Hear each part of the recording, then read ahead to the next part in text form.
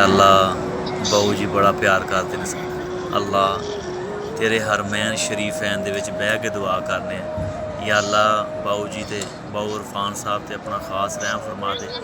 या अल्लाह बाऊ इरफान जी दे बेटे नूं सेहत तंदरुस्ती वाली लंबी जिंदगी अता फरमा दे।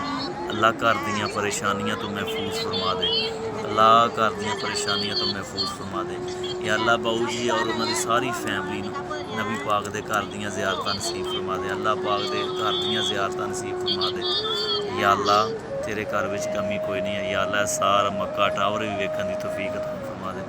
या अल्लाह अल्लाह पाक दे हरमैन शरीफैन नूं वेखण दी वेख। या अल्लाह बाऊ जी उन्हां दे बेटे नूं सेहत दे दे और इस वीडियो नूं जिहड़ा भी ज़्यादा तो ज़्यादा लाइक करे, इनू कमेंट करे और इनू शेयर करे। अल्लाह ए खाना काबा पाक ऐसे महीने इन्हां दिनां विच वेखे तेरे घर दे शुरते। अल्लाह तेरे घर दे शुरते ने।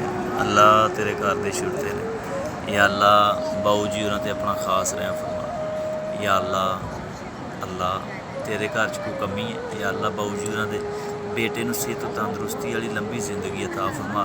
और जिहड़ा भी ये वीडियो साडी वेख रहा है हरमैन शरीफैन दियां ज़ियारतां कर रहा है, अगर वो चाहता है भी मैं नबी पाक दे घर विच हरमैन शरीफैन विच आवां ते इस वीडियो दे विच इनू लाइक करो, इनू कमेंट करो और 10-10 कमेंट आमीन लिख के लाजमी करो भाई बाऊ अफसर साहब बाऊ इरफान साहब दे बेटे की सेहत वास्ते।